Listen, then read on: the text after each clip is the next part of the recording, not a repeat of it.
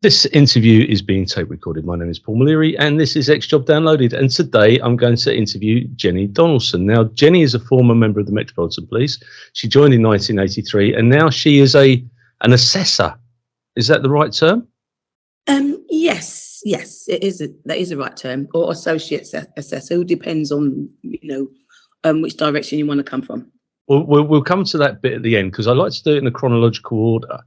So, what is Jenny all about? Where's she from? What's her background? Right. Okay. Well, like I say, my story begins in Essex, Ilford, Essex. Well, I was born in Romford, brought up in Ilford, and I currently live in Chingford. So as long as it's got a Ford in it, I'll be there. That's how it appears. And so my parents were both from the Windrush generation. My mum came over to the UK from Guyana, which was then British Guiana. Yep. Well, Guiana, I should say. And my dad was from St Vincent, and they met in the UK. And yeah, they met, had me. Then they got married. Did it sort of backwards in my head at that time. Nothing wrong with that? No, nothing at all. And my father was lucky enough to win the pools, and they bought their first house in Ilford. How brilliant! I know, you won the pools. I know. Littlewood's pools. I remember those. And my dad every Saturday, sort of filling it out and then sort of put it in the letterbox. Yeah. So I was brought up in Ilford. My mum had two previous daughters in Guyana before she came to the country. So she spent years trying to bring them over. They were staying with sort of family members there. And at the age of 7, suddenly I had an older sister and a younger sister. So I spent the first 7 years of my life as an only child. And then suddenly I was the middle child. Wow. And that was quite difficult for me, really. And a couple of years later, my other sister came over. So then I was the third child of 4. Wow. It must have been difficult because that's you've gone from being the only one to part of everyone. Oh, definitely. Yeah, so the relationship with my oldest sister and myself wasn't great because I think she thought I was spoilt. And I probably, in her eyes, yes, because, I had everything that, my parents would sort of give to me.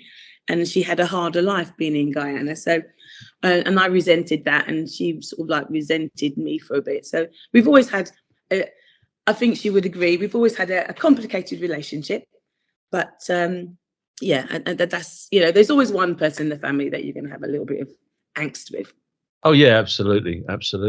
So what was the inspiration for you to join the Metropolitan Police? Right. Well, it didn't come easy. When I left school, I didn't really know what to do. I stayed on in the 6th form. I didn't go to university.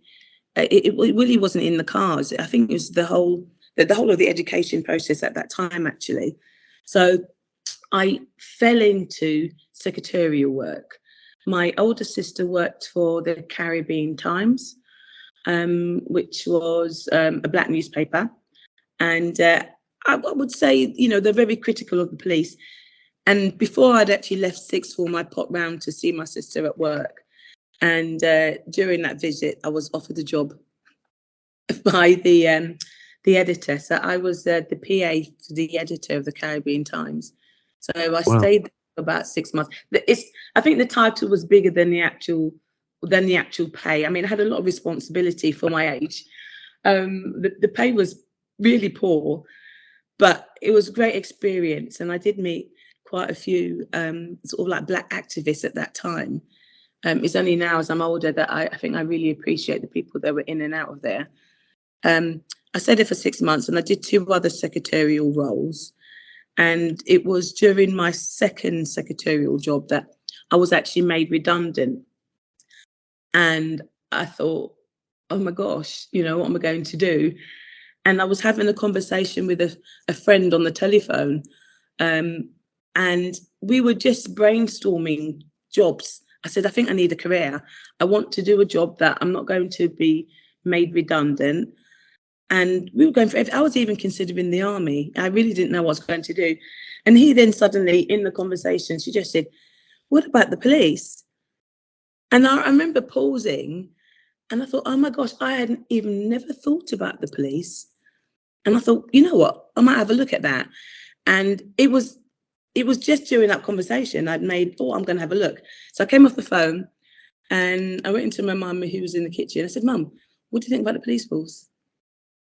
And she just looked at me and she said, oh, yeah, why don't just try it? And that same morning, I went to, we're in our living room, got the yellow pages, which we had then. Obviously, it's well before mobiles. And I found the number for, looked at police, and then I thought, oh, New Scotland Yard, got the number, I called them up, and I spoke to this young lady on the telephone, and she said, are you free this afternoon? And I said, yes. And just by chance, a friend of mine had popped around, and I said, well, I'm going to go to Scotland Yard, you're going to come with me? So we went in the afternoon, and we sat down, spent a couple of hours watching sort of films. Her name was Kim Bryan. I'll never forget her name. And yeah, that was the beginning. She was lovely, and then she was really honest with me. She said, look, you know, we're really struggling to you know, encourage Black people to join, especially Black women.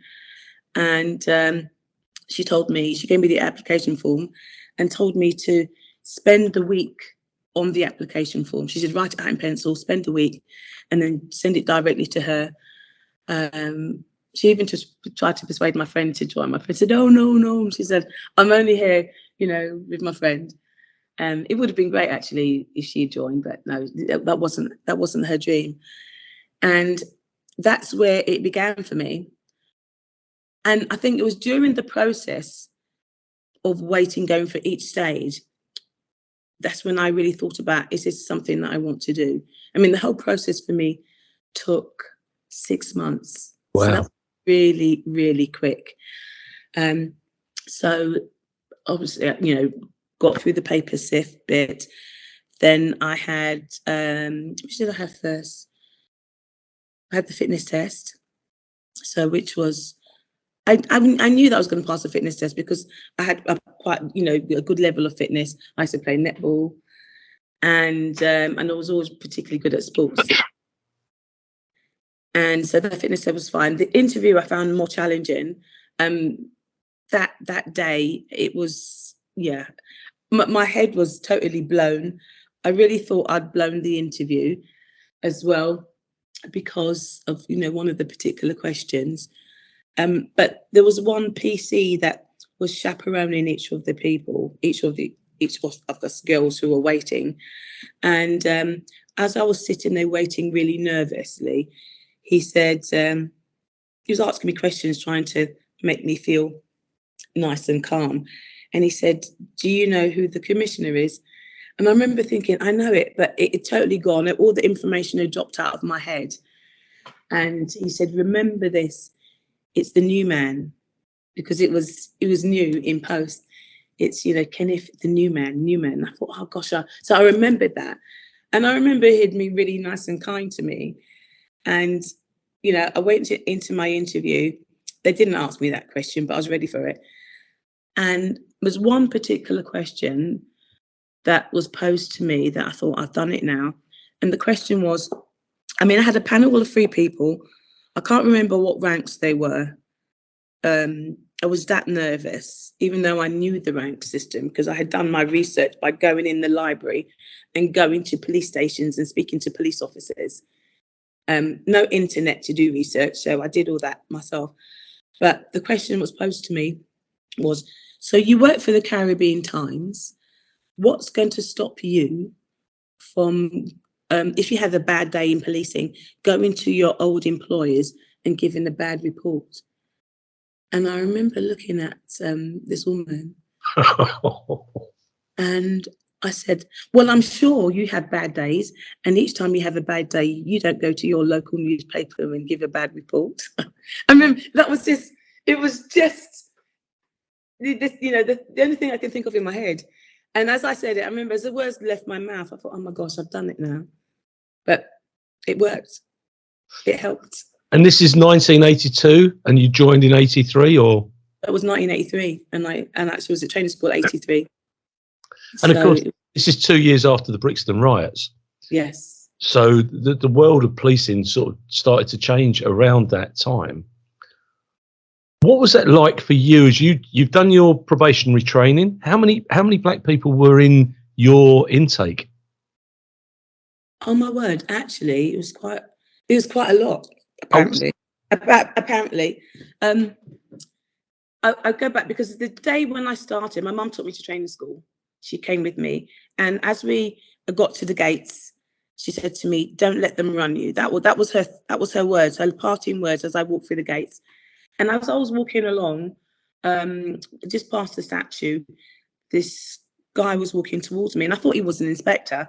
I learned after that he was a warden because he had a flat cap on, and I did think to myself, he probably was a little bit shorter than I would have thought because there was a height, obviously restrictions then. But as he walked past me, I remember saying morning, and he didn't reply to morning, but he said, "God, there's loads of them." And I turned back because I thought, is he talking to me? And then there was nobody behind me. And I thought, oh, he's talking to me. But I didn't really understand what he was saying. It was only when I went into the main building and went into the hall where all the new recruits for my intake were, that then I realised what he was referring to. There was another black female officer. There was a black male who was Chris, who later became my husband. And there was another girl who was from mixed heritage. So funny enough, in my class, because we had one white female, so it was about 36 of us. And so the white female was the minority when it came to the females, funny enough. And I suppose I don't know if it ever happened before. So the fact that we had 3 people who were from sort of, a diverse background, that was loads, apparently, to him. Wow. So, yeah. But most classes that I saw had sort of maybe one intake, one black person. So we were actually, we had quite a few compared to everyone else. Where did you go to from your training? I went to Vine Street. Yeah, I went to Vine Street, yeah. But before going to Vine Street, I mean, my parents were very supportive. My dad was nervous, but whilst I was at training school, it was I stayed on this particular weekend. It was in December, and I stayed over the weekend because we were going to have our final exam on the Monday, and I was furiously studying in my room, and I decided I was going to have a break. So I went over to the canteen, and as I've gone into the canteen, all I can see is everybody in the canteen was transfixed to the TV. And as I've gone over to see what they were staring at, that's when I realised it was the Harrods bombing. Oh. Where 6 people had been killed, 3 of them police officers, 1 a female police officer. Yeah. And I remember thinking, oh my God, is this what I'm, this is what I'm joining? And I remember calling my dad, calling home later on. And my dad, oh my gosh, he was, telling me to leave. You got to leave. He was just worried about me. And I remember saying, no, I'd worked so hard to get to that stage. Excuse me, I didn't find training school that easy, actually. And I'd worked so hard and I wasn't going to leave. But from that day on, things changed at training school even, because we then had to have security patrols. So each intake after you took the exam had to stay on to do security patrols at the training school, because obviously of the high risk. And later on that week, I found out that I was going to the West End, going to Vine Street, right in the heart of it. Wow. So, yeah. And so that was the experience. Was it Jane Offnot? Yeah. There was a sergeant and a PC. Yeah, I don't have a name, just sort of stuck into my head. He was a little bit older than me. And I just remember thinking, oh my God, how awful and how tragic. So going to Vine Street, my very first day at Vine Street, I didn't feel, it wasn't a great day, not for me anyway, because we were all taken, it was 6 of us that went to the West End, went to C District as it was then. And we got picked up and we got taken to see our borough commander, who's quite notorious actually. And he had us lined up in front of him. And I was last in the line. And we all stood sort of like to attention in his office. And he started off with one of the officers in my team on the move. I remember one of the guys, he was the first one, his name was Tim. And he'd obviously gone through all our reports. And he started off by saying to Tim, "Oh, I see your parents are social workers. I effing hate social workers." Oh. And he started. And then it just started just berating us, really. And then he looked at Tim and he says, "Do you masturbate?"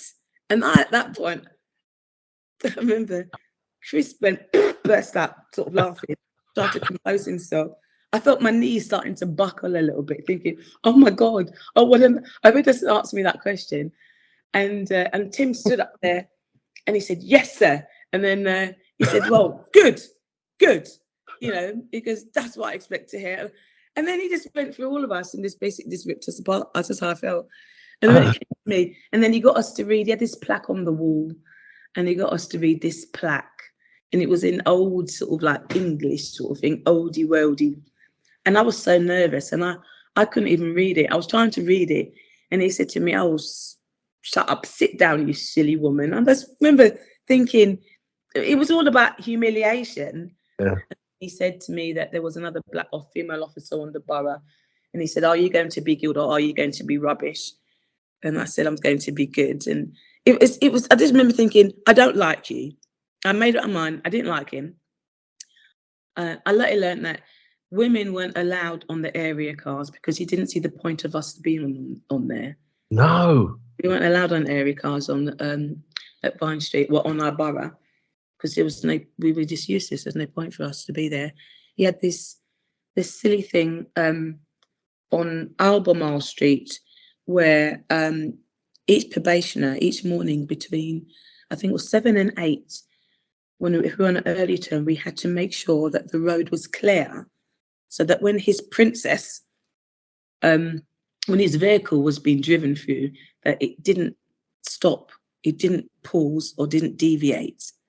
He had to drive through. So I remember doing my patrol and I was running around because I could see the car coming in the distance and there were taxis pulling over, and I would be screaming at these cars to move out the way because he would bollock you in the street, you know. And that's the kind of stuff. Yeah. Unbelievable. And, Yeah. and you've gone in there, and what was that like as a black female going into Vine Street Police Station? You're in the tourist centre. You're right in the middle of London. What was that like for you? Yeah, I think it was very much a curiosity to lots of members of the public, and people constantly stop and stare. I must be in thousands and thousands of people's photo albums. The amount of times people stopped and took photographs of me. I'm also in a sex magazine actually, where somebody was asking me questions, but it was a ruse to take a photograph of the back of me, and then there was a woman posing, naked behind me, and yeah, an officer showed me that later on, and I thought, oh my God. I did it to traffic warden as well. But yeah, it was on my team. I felt my team mostly sort of protected me. It was other people around me that weren't so much. I mean, my street duties, there was an occasion where they were short. So my sergeant then posted me with an officer who's quite a lot of experience to go walking with him. And it was quite clear to me that this officer didn't like I couldn't tell if it didn't like the fact that I was a black female, or I was a female, or was a probationer, or all of it, because probationers, people didn't want to work with probationers. If you were female, you weren't worth anything, and most certainly if you were black. And I think this particular day was the longest shift of my career. It was the longest day because he didn't talk to me, he didn't look at me, we did nothing. It was absolutely awful. I followed him around like a puppy. We did nothing. And then when we got back, I remember suddenly I realised, we were heading back towards the station. And he sat down. I went to sit next to him. He got up and sat somewhere else. It was such a horrible experience. And then after he's had his meal, he got up, picked up his coat, picked up his helmet, walked off, and I realised, we're going back out again. And then I followed him. You know, I mean, I don't know how someone can even do that. No. Not even to look in my direction. And I remember at the end of that shift, I spoke to my street duty sergeant, and I said, please, can I not be posted with him again? I said, we did nothing. He didn't talk to me. He didn't look at me. And, you know, my street duty sergeant sort of like listened, but nothing happened to him. He wasn't spoken to. And that's where it sort of like carried on. And there was a time when people would refer to, you know, you'd hear the N word quite a bit. Or people would say things like, or use a C word, coon, and or people would say, well, present company accepted. And I remember when I was at continuation training, and it was all also new, you know, all new officers from different boroughs. So we're having extra, you know, a monthly continuation training, and the sergeant was giving us a scenario. So he said, so you're walking down the road and a coonmobile drives past you. Oh. And I remember just thinking, oh my God. And I looked down because I really didn't know how to react. And I felt all the other officers, they were embarrassed, and they looked at me and they didn't know what to say. And then I was furious. I was so angry, I couldn't even look at the sergeant. And then the sergeant's response to me was, well, if you can't take it here, love, how are you going to take it out in the street? So, yeah, so he thought, how he tried to gauge it is that he was preparing me for the streets. I could never understand that it was a hard job anyway for police. And I couldn't understand how my colleagues who were doing the same job could speak and treat me like that way. But then we had the other thing, you know, about being a woman anyway. I mean, one of the colleagues on my team, he mentioned it, and I'd heard about it, about female officers being stamped on the bottom. I'd never seen it, but I'd heard about it. And one officer on my team, sadly, he's passed away now. He said, oh, Jenny, do you know, have you heard about female officers getting stamped on the bottom? And I remember being really quick, and I said, well, there's no point because it won't show. And if I know, that was it. It was never, you know, the question was never put to me again. Thankfully, he accepted it because it was never going to happen. Sorry, somebody was going to get assaulted if that was going to take place. And I personally don't know if anybody has had it done, but I know it's been talked about. And one of my other colleagues, she said no. She said it never happened to her. Not if they wanted to live. That was, I remember her response. But yeah. I've heard of that as an initiation, but I've never actually met anybody who went through it. I think it's probably folklore that never took place, but nevertheless, it was something that was considered. Yeah. When you're in the community, you're in a West Indian community. Are you still living at home at this time, or are you in a section house? I was still living at home at that time. But then I did move into a section house. I did have, my parents were split up, and we did have a few, I didn't get on with my stepfather. So I then went into, he was very anti-police, actually. My stepdad was very, very anti-police. Anti-police, anti-white, anti-everything, actually. Anti-Asian, I think anti-women. Yeah. So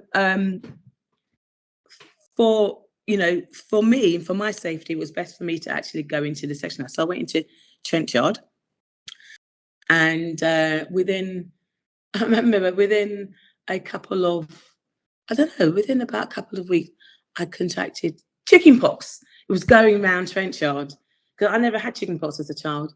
Right. I was back home because I got kicked out as soon as I remember speaking to an officer, said, "Oh, just got back. I've had chicken pox." And I said, "Oh, don't talk to me, because no, it's not contagious." And I said, "Oh, right, okay." But it was going through the section house like wildfire. So then I was back home for a couple of weeks. How were you welcomed into the West Indian community as, you know, as a black female police officer? What was that like for you? I found the older generation were fantastic. I mean, they were like, "Oh my gosh," and people would be talking to me all the time and asking me about it. And a lot of tourists, like American tourists, would always stop me, you know, black and white, and they'd always say, "Oh, is it safe?" I found young black men were very anti, very, very anti. But I made it my mission that when somebody, because there was one particular time I was actually walking through Mayfair, and there was a club there, and there was a group of young black men, and as soon as they saw me, they started shouting, you know, "Sell out," oh, coconut, all kinds of stuff they're calling me. So I thought, no, I'm not having it. I went straight over, right in the middle, and I said to them, "So why are you calling me them names? Do you know me?" And I think they were a bit startled that I was just so upfront. And then we had a really, really in-depth conversation. And I said, "Look, if we were in a club, you probably asked me to dance." And I remember saying that. I was really quite feisty. And so I told them the reason why I joined. I said, "Look, you know, there's obviously a lot of issues, but if we don't have, as you know, people like us joining, you know, there's no point being on the outside and complaining." And you know what? By the end of this conversation, they were shaking my hands and everything. And I remember there was a taxi driver, there was a cab driver, black cab driver, that every time he did many nights, and every time I was night duty, he'd always seem to look out for me. And I remember I heard over the radio, you know, they were calling me up. My number was 804, you know, "Can you speak?" And I said, "Yeah, I can speak." And they asked me if I was okay, because he'd reported that I think Jenny might be in a bit of trouble. And I said, "No, I'm fine." But another time when I was walking down another part, I saw these another two black lads, and they initially started giving me trouble. And then again, I started having a conversation, and then we had such a laugh after. And as we were ending up our conversation, a car drove past, and they started shouting out abuse at me. And then both of these guys started defending me, because, you know, and I said, "No, that's not right, leave her alone." And because they just didn't understand. I think when they realised, when they spoke to me as a person, I think I knew why I had joined. I didn't join to be stamping on the necks of my of black people. I joined really to try to make a difference. And I think they could actually relate to that. And I didn't have any airs and graces or anything like that. I spoke to them on a level. They can see that I was a young person. I'm not going to say I did miss going out with my friends. Whereas my friends were going out and clubbing and partying, there were times when I think, when I'm on a night duty walking, and it's freezing cold, I think, oh God, and all my mates are out. But I knew the reason why I was doing that job. I really didn't like having abuse from colleagues. No. About my colour or my gender. Because if I was to balance up, what was worse, then because after a while, because people were openly racist, but then they realised that they couldn't be racist, and that sort of dissipated, but it didn't stop the attitudes.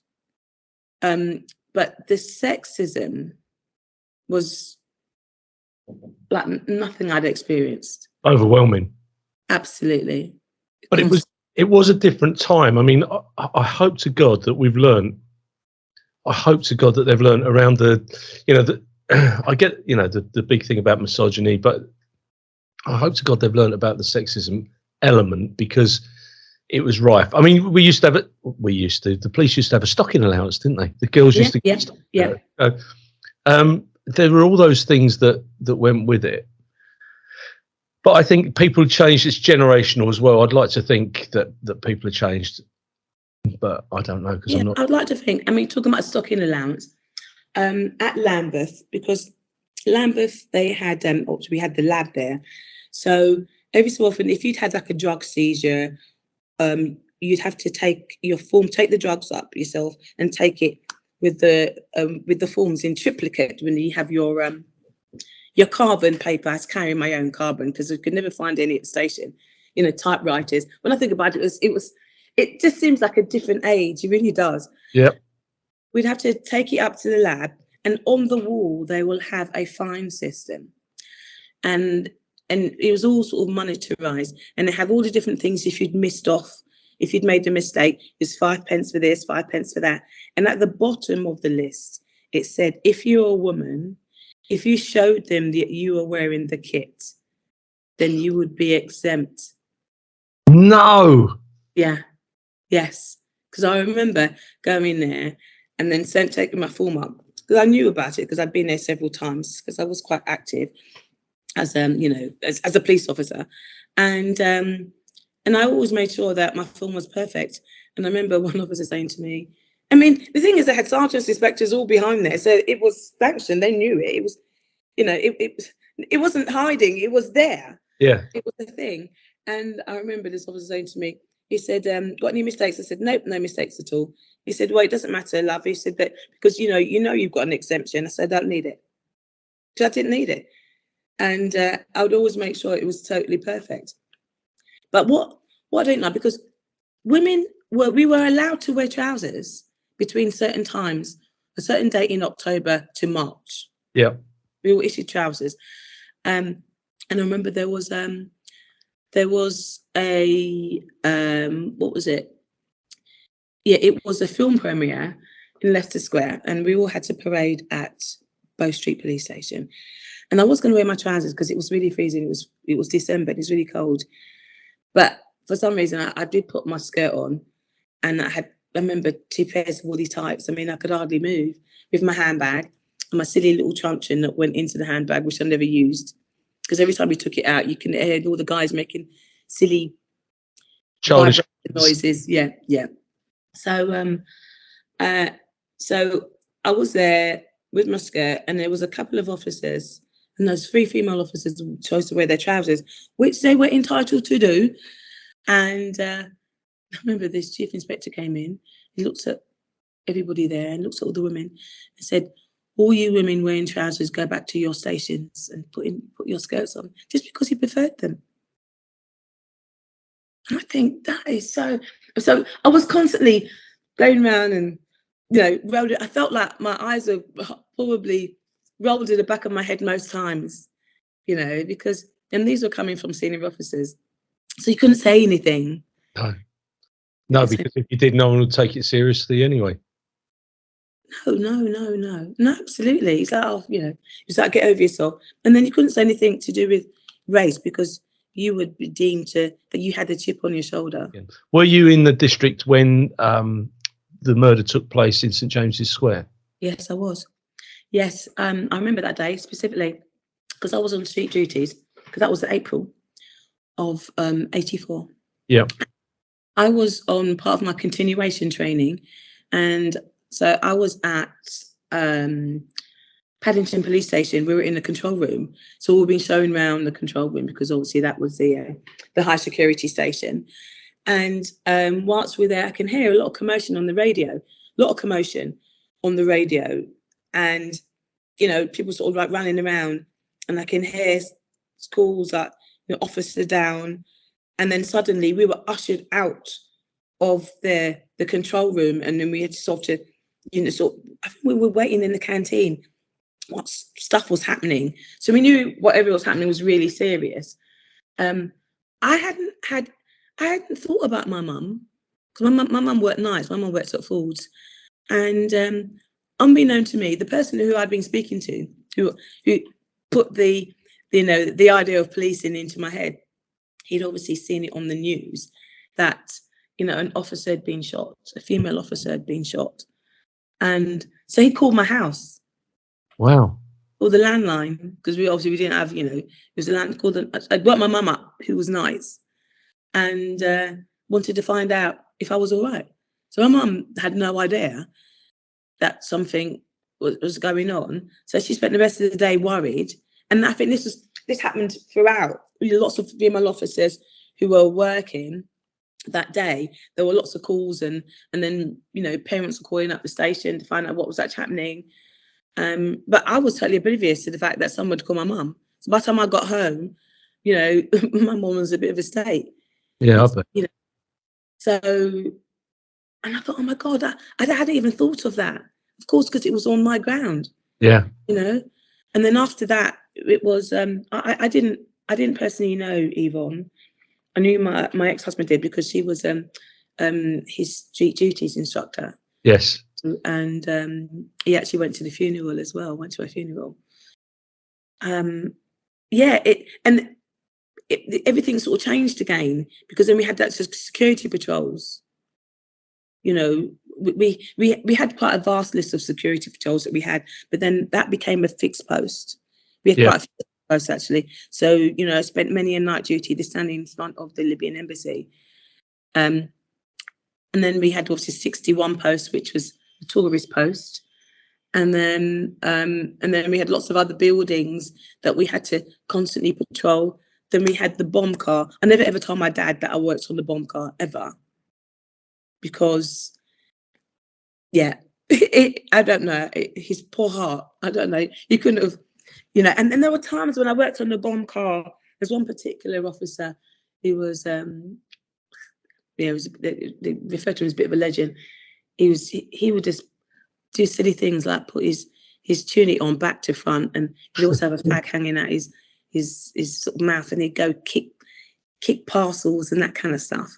But I always remember every time we went to a suspect parcel, because we didn't know what was suspect from what wasn't. And then we would every so often, get a call, somebody with an Irish accent, and it was serious. Oh, and yeah. And each time I would go to it, I'd think in my head, God, this could be my last. But he still did it. He went to it and had a look, and that was the thing. We would still go to it today. Yeah. And what people don't realise is that terrorism isn't a new phenomenon. We've been suffering this for years and years and years, and it's moved from the RA to Islamic terrorists. I mean, they're the facts.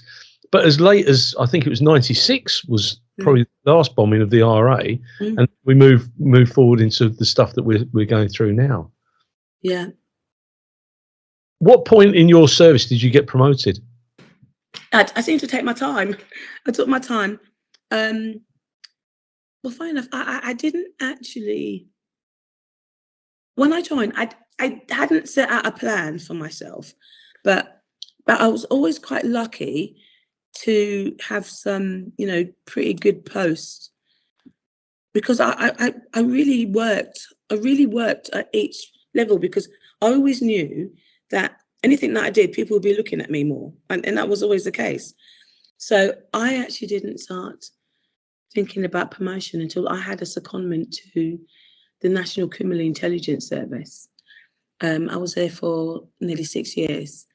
And it was whilst I was there, I made a decision I wasn't going to come back to the Met as I went. And I have to say, those 6 years, I felt that I was working with adults. I felt supported. The job that I was working with, serious organised crime. And I thoroughly thought, I can almost pinch myself how much I enjoyed that work. And when I decided I was going to, wanted to do the sergeants, I was offered a lot of support. And then when I'd put, and I had told everybody that I was studying, because I I made a decision that I wasn't going to make it a hobby, because I know there were some people that every year they would take the sergeant's exam, and I decided that wasn't going to be me. I'm going to tell everybody I'm doing the sergeant's exam to give myself that extra pressure.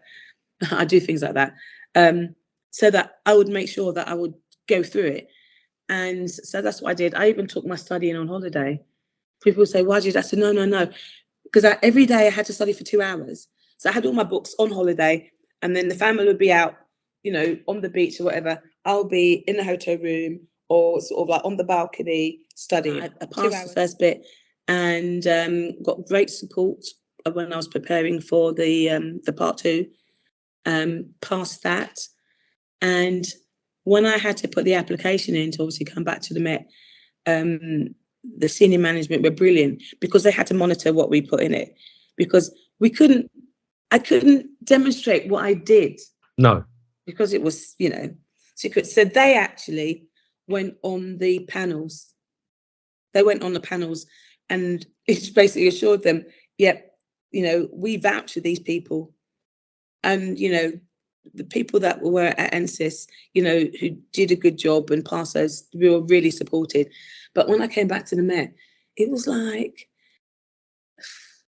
there was a lot of changes, because suddenly we were, we had things like, we had Aware, which was the email system. They didn't have email system. I mean, it moved on, technology, but the mindset of people had not moved on. No. And I remember the very first day getting back and thinking, oh, Christ almighty. I mean, I hadn't been in the police station for nearly 6 years. I'm now a sergeant.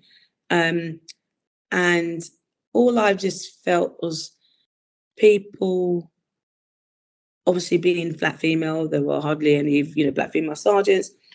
People just want to know, PCs trying to swing the lamp in front of me. I just thought they're so boring.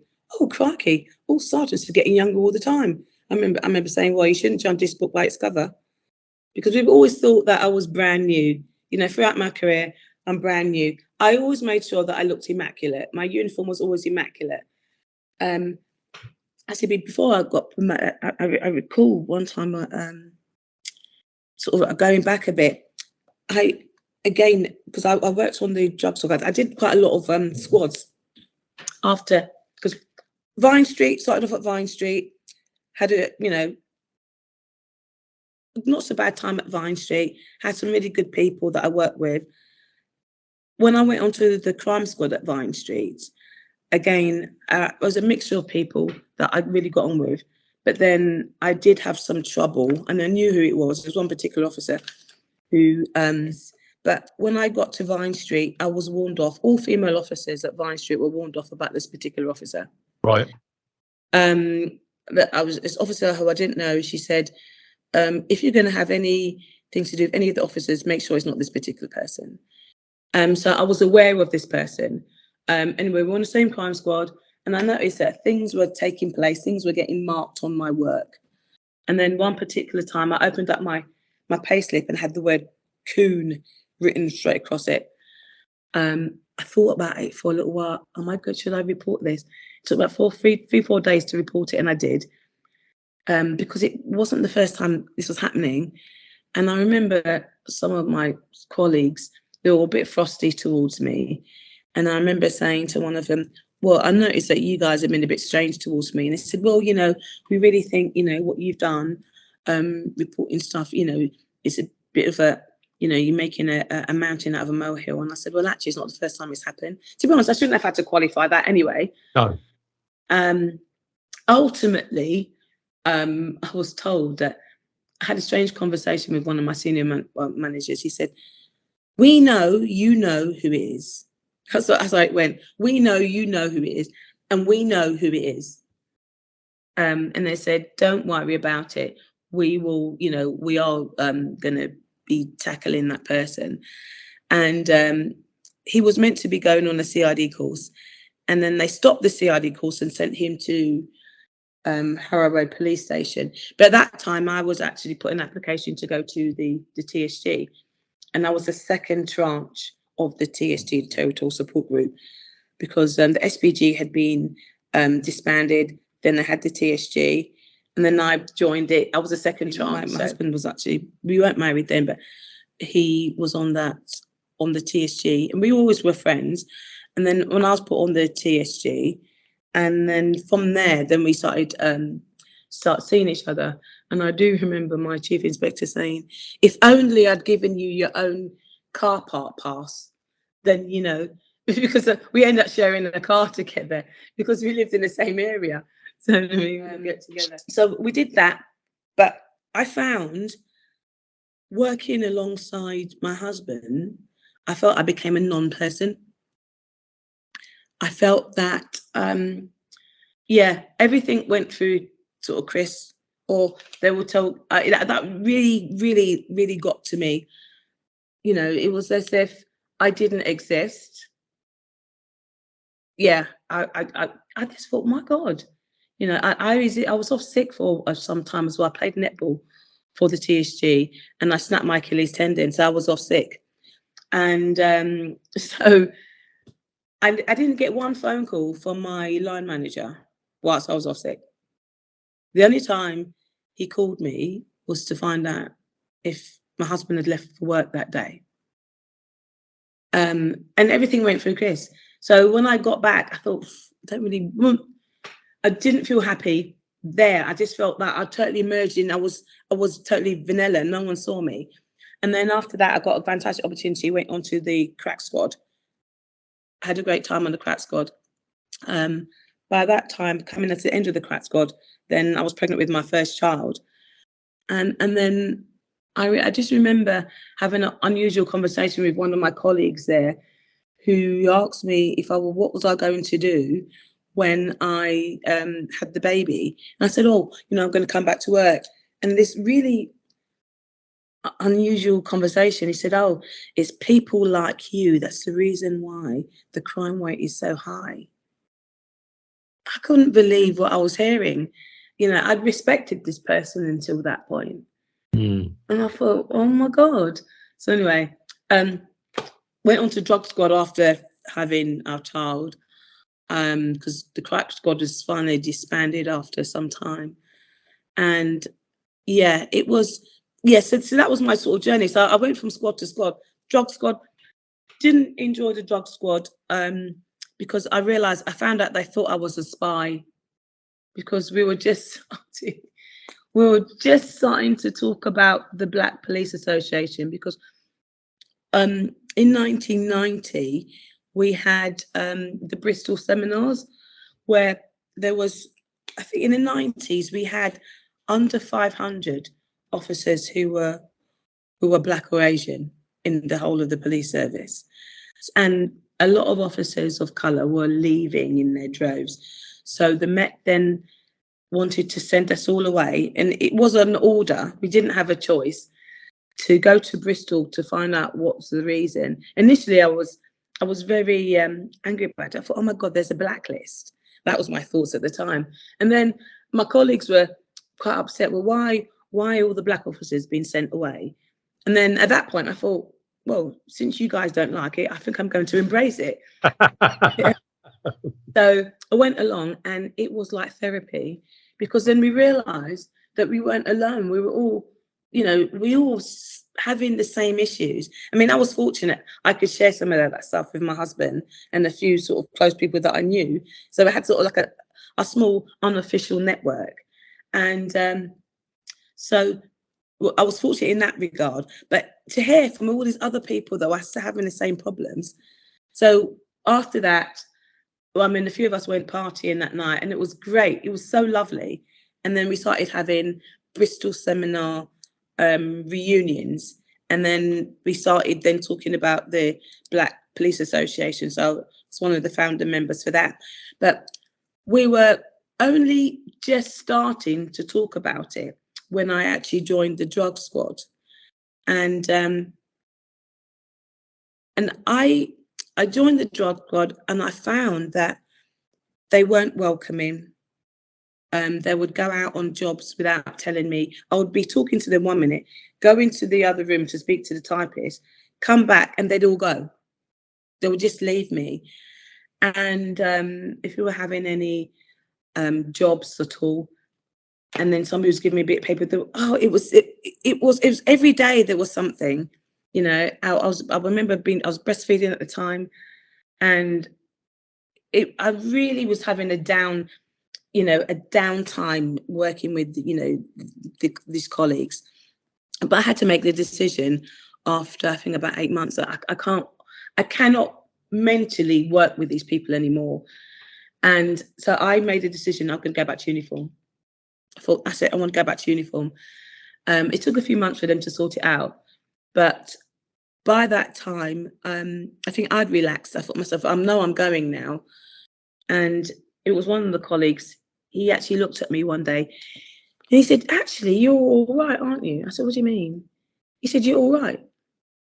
And I said, well, you guys have been treating me awfully since I got here. He said, no, that was only because we thought you were a spy. And I said, what are you talking about? And then he told me quite openly that before you came, your file was on the governor's desk. So they used to go through the governor's desk apparently all the time. So they spun his desk and saw my file, and there must have been a memo about the Black Police Association, but we hadn't even formed. We were just having conversations. So I was like, I couldn't believe. I was just thought, well, how did they even know?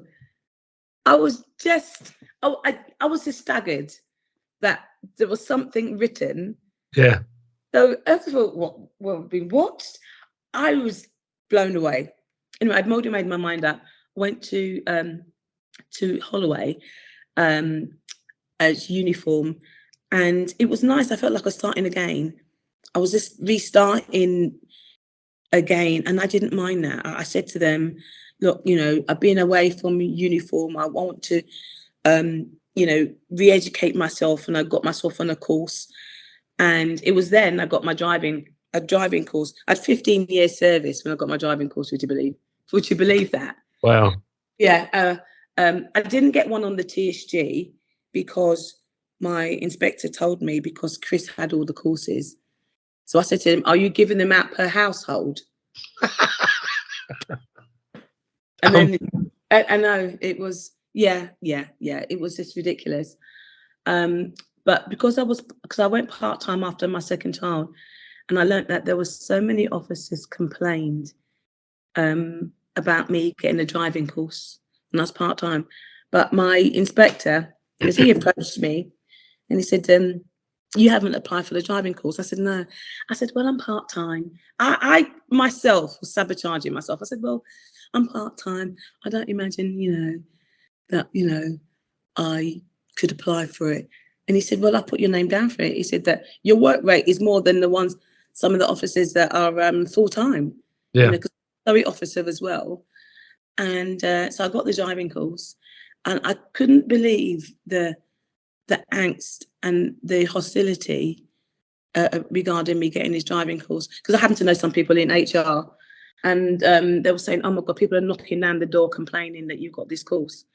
So I knew I had to pass the course, and I passed the course.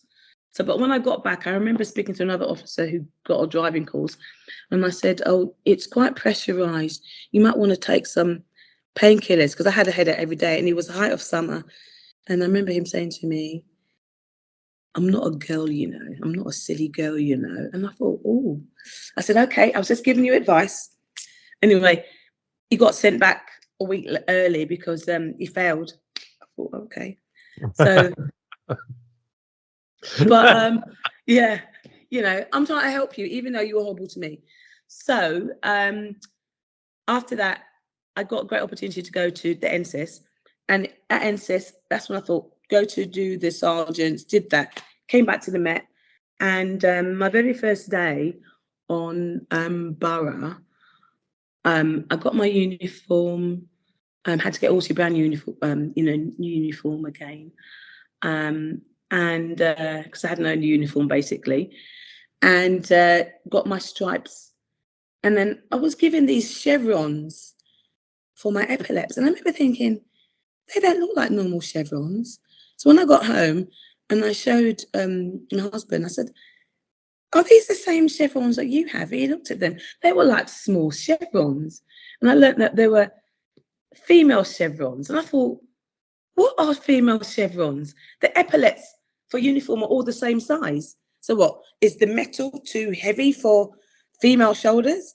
So I remember speaking to Chris, and he said, no, I said, you earn proper stripes. He said, you better ask them for F off stripes. So I thought, so the next day I went back to work. I said, no, I don't want these. Can I have proper stripes, please? So I got proper stripes. And I said, I think maybe you should bin these because these are nonsense. And I then got my first official day. I was shown around on the borough by another member of staff, member of police staff who'd only just started, who didn't know the area. And I remember thinking, this is really poor. This is really, really poor. And then I went over to Shoreditch, where I was going to be working. And I'd made a decision to continue studying for my inspectors. Because I thought, it's in my head, keep studying. Yep. And I met one of my new colleagues, because they were on a day shift. And he was sitting down with his books. And I said, oh, hello. I think I'm going to be on your team. And without even looking up at me properly, I said, oh, you're studying? And he said, yep, I'm studying. And I said, oh, I'm studying straight. I'm continuing studying as well. And he said, well, unlike you, I don't have that long to go.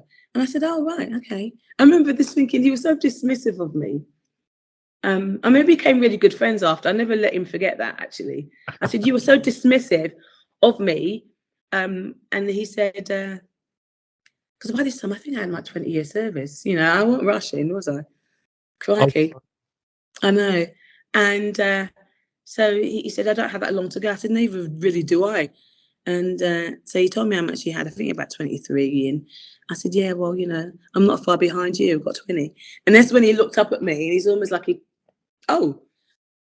but it must have been it was about 6 months later, because my younger sister joined, and she was actually at Hackney. So we were both at Hackney at the same time.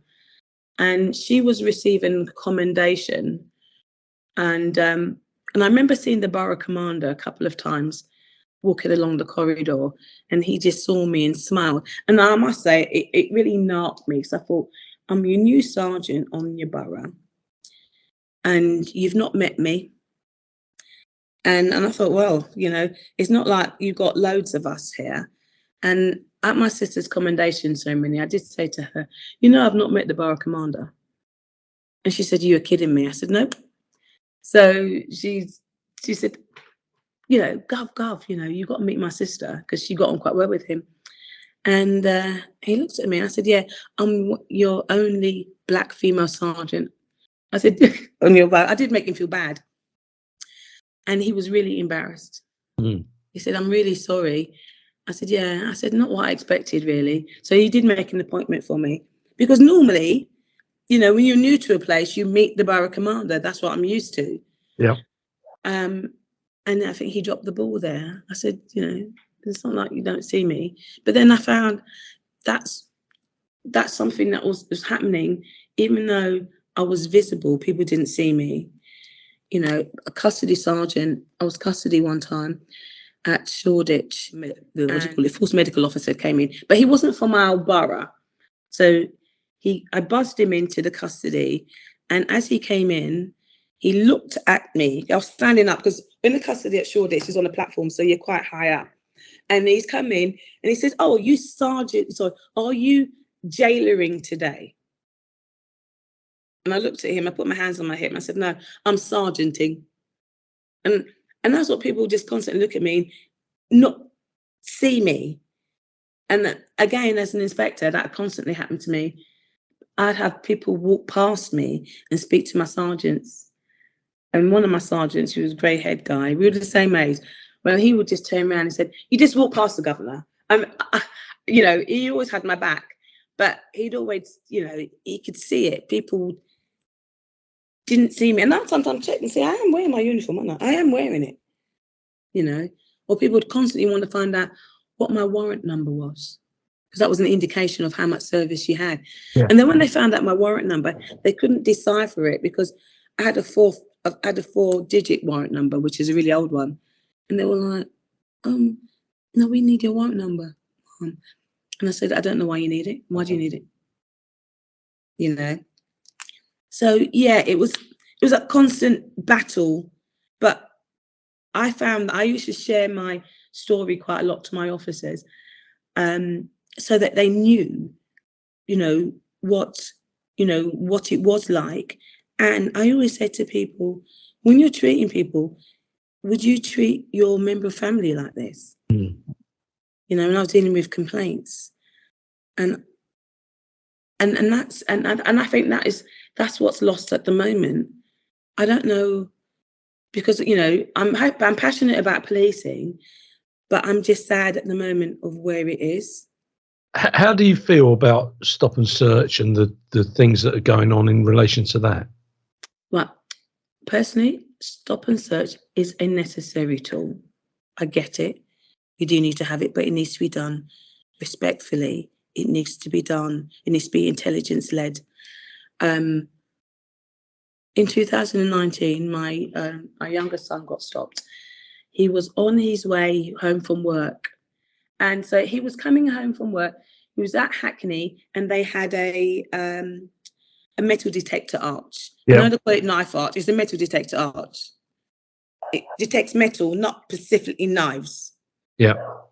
So anyway, he's gone through, and as he's walked through the arch, his bag set it off, and he's turned round to have a look at if anybody wants to speak to him.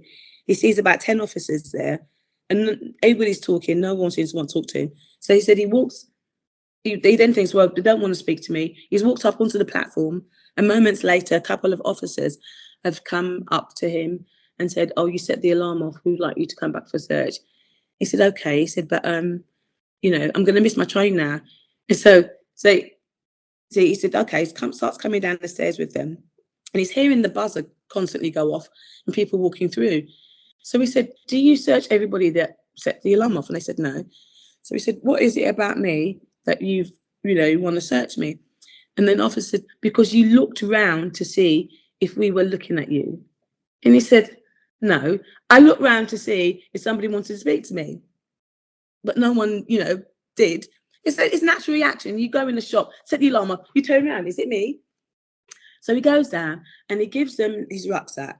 And as he gives them the rucksack, one of the officers said to him, for my safety, I'm going to handcuff you. And he said, why?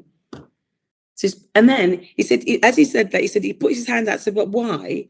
And then his arms are roughed up behind his back and he's handcuffed. And I thought, hold on a moment. So he said he was upset because Mum was really upset. I felt humiliated. So one of the officers trying to, speak to him and say, look, we're trying to do this. And then they searched him. He had nothing on him, of course. And he came home. He was so upset. He came home. He said, Mum, your lot. Mm. Considering that both his parents were police officers and his aunt is a serving police officer. My oldest son's one of his godparents is a police officer. Actually, both of them got godparents who are police officers. They've been brought out around police and know how to conduct themselves. And I thought, and that's not the first time he's actually been handcuffed. Yeah. It really upset me because I thought, hold on, it made me feel, I've given over 30 years of my life to this job, and people can't treat my son with respect. And I would like to have spoke to those officers. I mean, we did put a complaint in. How did that go? How did the complaint go? Well, first off, it took 9 months for them to get back. 9 months. If I was, if I could have had a child, I could have had a child in 9 months. And then it was absolutely ridiculous. So we appealed it, and then I went up to MOPAC, and I thought MOPAC were nonsense. And so it's gone nowhere. And then what happens? You lose your energy, because even Elliot said, my son said, oh, Mum, it just can't be bothered anymore. And that's what happens. A lot of people don't even complain because the process is such that it makes it difficult. and then the length of time you actually go through. And I've spoken to, some of my colleagues who are on the TSG, lots of things that hadn't been done, on the form. And I thought the form hadn't been completed properly. I don't know where the supervision is. Then we're told that it was lots of probationers. I said, so what is that? It's the excuse, because you've got probationers that, they had 10 uniform officers there, and they had quite a few plainclothes officers there. I just think, when I worked on the TSG, stop and search was our bread and butter. And at that time, we weren't handcuffing people to search them. You know what we were using? We're using our mouths. We had a conversation. We didn't have taser. I think but we weren't using them for that. I find that the more equipment officers have, is the less people are talking. I agree. It's a bigger barrier. Yeah. They want to walk around looking like RoboCop. They don't actually want to talk to anyone. And if I've got 10 people standing around me, I don't need a pair of handcuffs. Because look, I don't know you. I know Chris, but you're respectful people. And it doesn't always follow. I get it. But I would expect that your children will probably be respectful as well. So they would deal with the situation in the appropriate way. We can't lose sight of the fact that black kids are killing black kids. There is absolutely no doubt about that at all. The higher percentage of murders taking place in the capital have been black kids killing black kids. But it's about attitude of the person that you are stopping, because we can all up the ante, but if someone stops and they're polite and they comply with everything that you want them to do, can I look in your bag? Yes, you can. Help yourself. There's nowhere for them to go. They don't need to handcuff anyone. Yeah. They don't need to be rude. They just need to do their job and do it properly. Yeah. No, exactly. Another thing I do, when I sometimes hear, sort of black on black crime, sometimes it does knock me sometimes. I think to myself, yeah, there is a problem. Absolutely, we get that. But if you go up other places like Liverpool, Manchester, when they have like gangbangs. Yes. And then if it's a white person killing someone, it's not white and white crime, it's gang crime. I agree. So sometimes I do think that we are unnecessarily targeting, yeah, there is an issue, and I know I'm not silly, but it just makes it sound that much worse. Murder is murder. Murder is murder. I absolutely agree. And if it was in Newcastle, yeah. we wouldn't even use that as a phrase. Yeah. But the issues that are happening in Southeast London are well documented. Yeah. And as a parent, do you know what? If my son got stopped 20 times in a week and people were polite to him, if it meant that, one, he wasn't going to get into trouble with the police or be a victim of crime, because they're treating everybody in the same way, I wouldn't have an overall problem with it. Yeah. It's when there's a disproportionate amount of pressure placed on one particular area. And like I say, it's about keeping kids safe. I wouldn't want anybody's son locked up for murder. Yeah. Or daughter comes to that. And I certainly, having worked on major investigations and attended mortuaries more times than I care to think of, to go around and tell a parent that their son or daughter has been stabbed or killed, full stop, it's heartbreaking, because you know that the last word that parent may have had with their child was a bad one. They might have been arguing in that morning, but the fact is that their son or daughter's been killed. So I understand what you're saying, but it's a very difficult, certainly in the capital at the moment. It's a very difficult situation. No, it is. Unfortunately, I've had to tell a mother that her son had been murdered, and I think about it a lot, actually. It was and it wasn't a black kid, actually. It wasn't. It was but hearing that that somebody had been stabbed, because we had quite a few, and then my first officer's on the scene. All I'm hearing, they're doing CPR. So that's it. CPR. It's critical incident. I'm making my way.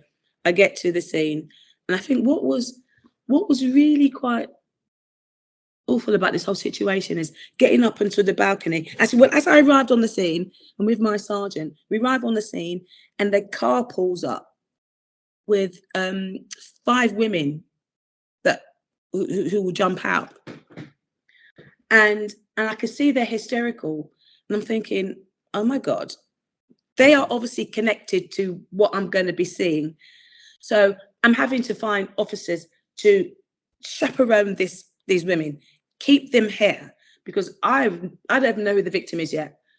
But they've obviously got some information.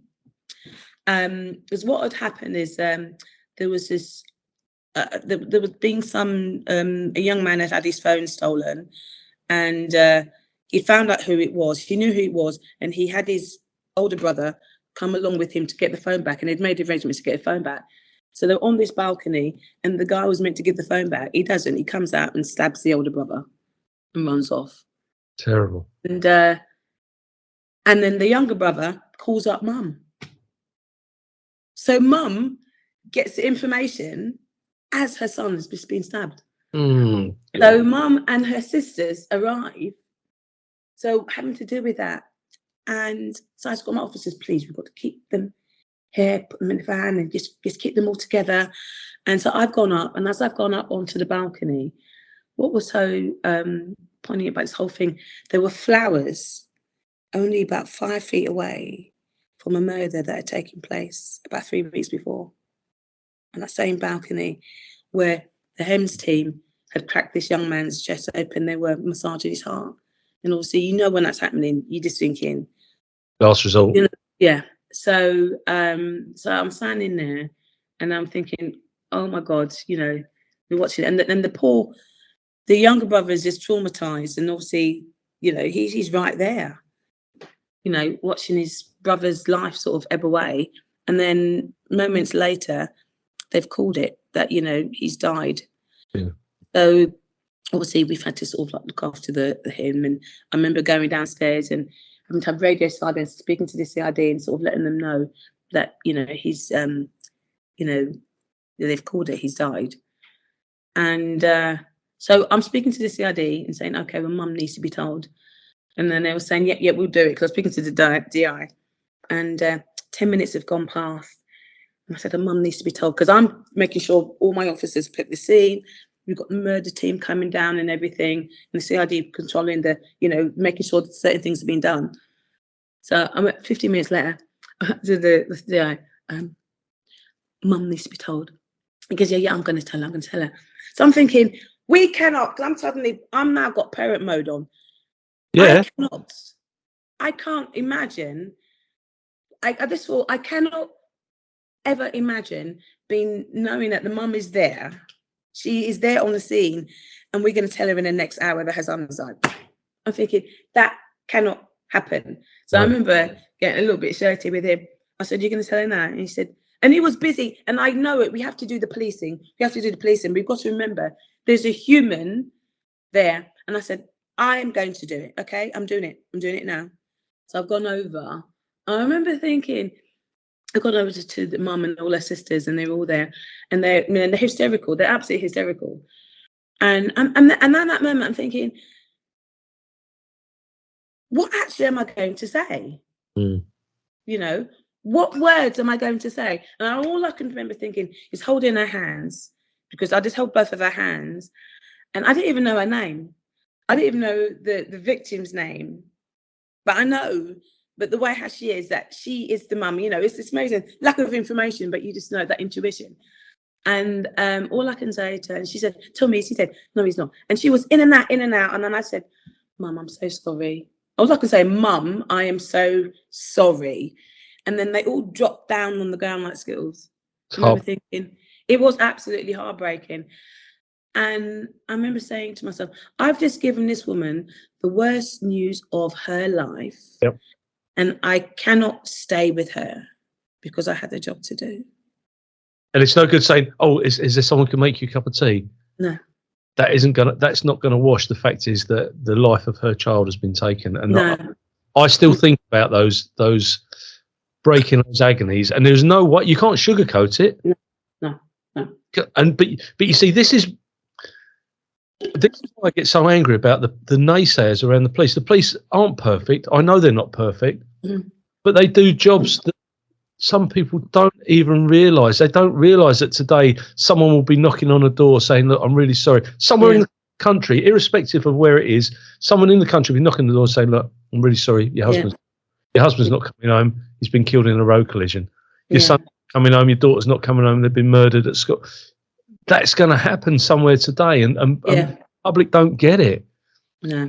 I know, like I say, I know the police isn't perfect. What would you do different? I mean, the Metropolitan Police, they are getting so much criticism around their misogyny, around racism. How would you change it if you were in power today? How would you change it? Well, also, there's a lot of talk about obviously the Casey report, isn't it? A lot of talk, and the word institutional racism. And my personal view, I think the commissioners missed the trick there. Well, because the communities aren't going to, well, the black communities specifically, aren't going to sort of take heed of what he said until he admits, that it is institutional racism. Because Casey, in her report, she has 4 tests. And, that's her threshold. And if we haven't met those 4 tests, that means that we are. And it doesn't mean that all officers are, it's institutionally, all officers are racist, but it's the institution. But there are organisations out there who are willing and who want to help, but they want to hear the commissioner admit that, then we can get the work done. If you're going to get the terrible diagnosis of cancer, the doctor's not going to say, I'm sorry, you've got a headache. No, of course. They're going to tell you you've got cancer. In order to really get to the roots of the problem, you have to identify what the problem is. And that is my personal view. And I know a lot of people are going to say, oh, no, that is not the case. I worked in policing for all those years. And from what I'm hearing, speaking to officers now, there are still those issues. It is institutionally racist, misogynistic and homophobic. But we need to admit it before we can start getting the work done. There needs to be probably more highlight of good stories as well, because the police do a lot of great things. Yeah. At the moment, yes, it is highlighted by the absolutely awful things. I mean, I'm still staggered when I think about Cousins in Carrick. Oh, I am. Absolutely. I just think, oh my God. But the thing is,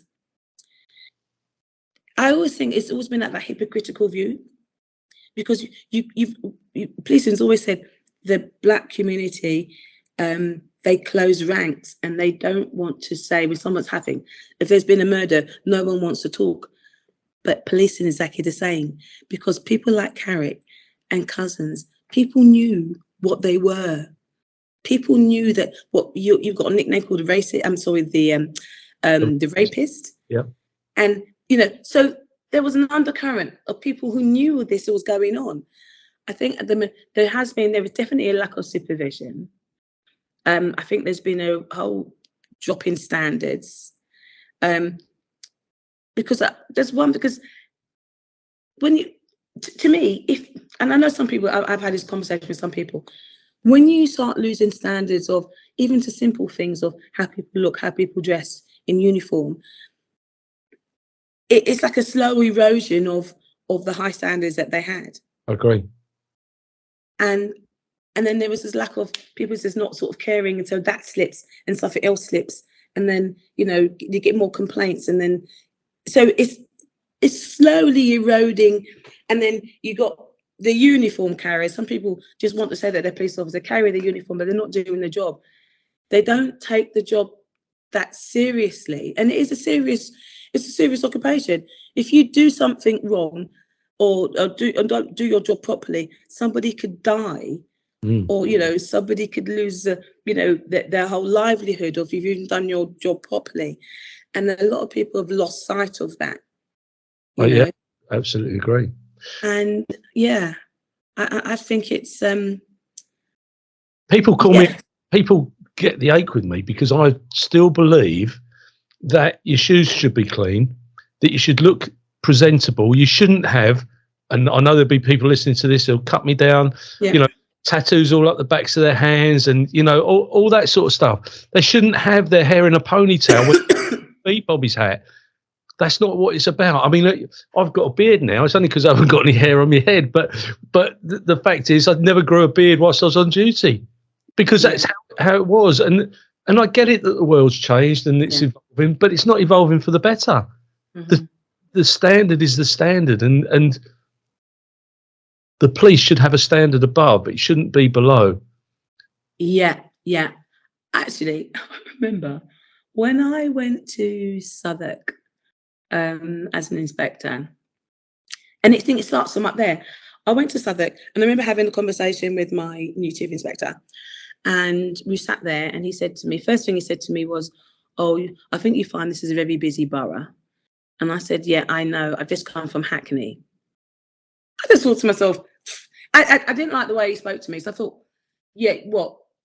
I wasn't just born.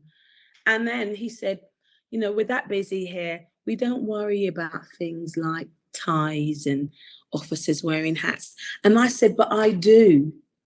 I do." And I know if any of my ex-colleagues here, that they would know I was a stickler for you had to wear your tie, you had to wear your hat. And I did have a challenge with some of the officers. And I remember saying one time, "Look, I'm not asking you to wear a clown's uniform. I'm asking you to wear your uniform properly." Yeah. And I set the standard. But the one particular day, I must say, I did get the arse about this. We had a shooting. So a couple of my officers got shot at, and then the person was holed up in a house. So we had the whole place crime scene and everything. And funny that day I forgot my I rushed out the station. I forgot my job phone, which is actually a blessing because I didn't have all the senior officers keep calling me up. So it was great. It was because what I found, I sometimes you get lots of calls, and I think I was able to just get on with the job.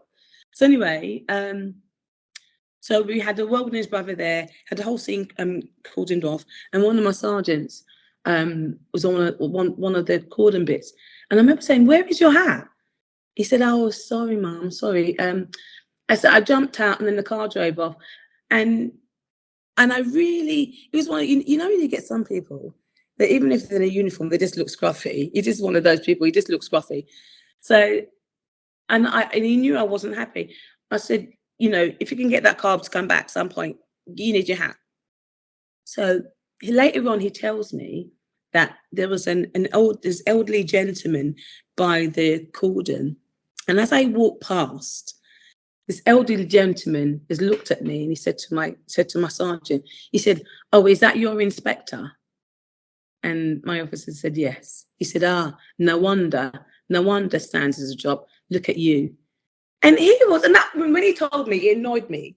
Because I said, "So that bloke is judged me via you, but he doesn't know me. He had no idea." So somebody's looked at, "Oh, you know," and I can see he's like, "Oh, you know, black female sergeant, got inspector, hasn't got a clue." And I thought, couldn't be further from the truth. Absolutely. What does the future look like now for you? And how's life since you retired? Right. Well, when I retired, I thought I was going to step away from policing, you know, do something totally different. So the first 2 years, I basically took off. I just wanted to rest. And then my grandson was born, my oldest son, and his partner, they got pregnant a little bit young. But my grandson was born, and he was born with a kidney defect. Right. So I spent the first 2 years supporting them, going to every hospital appointment that they had. And then when my grandson was 3, he had a transplant. My son donated one of his kidneys to his son, my grandson. So I just needed to be there for everything. Then after that, I thought I needed to do something. And I thought, I started working for my local authority. And in some degree, it was like joining the police again. I thought, God, Jesus. It was like, oh my God. So I stayed there for about 18 months. And I thought, no, I'm not reinventing the wheel. I really thought I was entering a well-oiled machine, and it was not. And I thought, no, I'm too old. Well, I'm not old, but I just thought I'm not starting again, you know, doing an organisation. And I didn't know what I wanted to do, really. And I remember putting out a post on on Instagram, so on LinkedIn, and then I got this great opportunity to be an associate assessor for this great company, which I'm still doing. So I was one of the original staff as the actual company was starting, and I thought, actually, this is what I want to do. I want to be still part of helping the policing. Obviously, this is before people like, before the brutal murder of the terrible murder that took place, and then I started to become a school governor, because I don't know, I really want to be useful. I want to be sort of serving and giving that input. But apart from that, I also have managed to inject myself into quite a few meetings in the Met. I work alongside them, the Met, in some of their meetings, as an outsider, as a member of the community. But because I find that, and I think I imagine this will probably be for quite a lot of policing, that the organisation memory is very short. So I like to hear when people are coming up with all these different initiatives. I know, obviously, the case report talking about initiative writers. Everybody wants to have their own legacy. So when I hear that the Met is coming up with another legacy, I'm that person that says, didn't we have that in 1990 such and such? What's different? What's different? And, prove to me how this is actually going to last. Because people come with initiative, they get promoted and they go. There's never any longevity. There's no continuity of stuff. So I like to be in those spaces, but ultimately I want to see that, policing, specifically the Met, because that's where I've come from, that can once again be that great organisation that people once looked up to it to be. I mean, it had its faults. It had many faults, and it's nice to know that, and I know we've had all these different reports, the Scarman report, the McPherson report, the Casey report.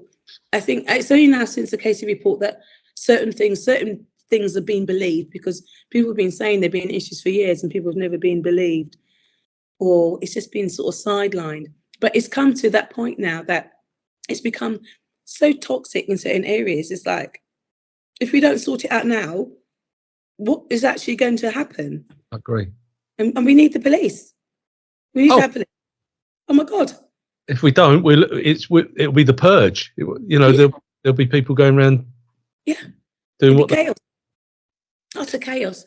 So, so that's where, I see myself as, I want to be assisting people from, because we need people from diverse backgrounds to join, and we need good people from diverse backgrounds. We need good people all round. We need to have proper supervision, and we need people to really have an understanding of why it was that they joined. For the right reasons. For the right reasons, not to have power and lord over people. Going back to Casey, I mean, we're going to wrap this up shortly, but going back to Casey, one of the big things that came out is around the community. Mm-hmm. And for me, community policing changed in 1994 when we sold all the police houses, and in subsequent years where we've closed the police stations down, because whether people liked or trusted the police or not, it didn't matter, because they were still visible. But when you sell off the stock, you will never replace it, and it gives people to withdraw from the front line and not be visible to the people that they are serving. And that's, like I say, I know I sound like my dad. I sound like a dinosaur, but they're the facts. I'm passionate about policing. I know that you are.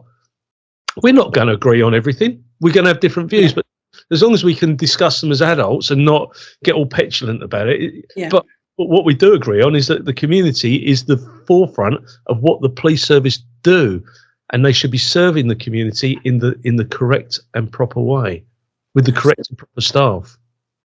No, absolutely. I mean, even my local station, I heard when it was closed, I thought, what?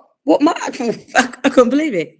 I mean, I think now it's reopened to a degree, but I really wouldn't know where you go to report something nowadays. Well, they don't want you to report it, do they? Because it suppresses the figures. But before we go any further, I use this with everybody, but have you got anything you'd like to add, alter or correct in relation to the way that we've conducted this interview today and the statement that you've made? No, I'm really, I've really enjoyed our conversation and our sort of, our interaction. Yeah, it'd be nice that, I'm currently writing a book at the moment. And let me know. Yeah, so yeah, and I'll let you know about that. And I know people get really worried and think, oh God, another officer's writing a book. But it comes from a place of knowing where we were and then basically how I navigated it. Yeah. And because I think I'm one of those people. I'm most definitely a cup half full. I'm I've always been. If it wasn't for me having positivity around of me and having those possibilities in my head, then I might have left ages ago. But that's never come into my head. No, good. Well, look, thank you so much for your time today. It's lovely to meet you. I hope you feel better. And if you're ever about in this neck of the woods and you fancy a cup of tea, let me know. Absolutely. Okay.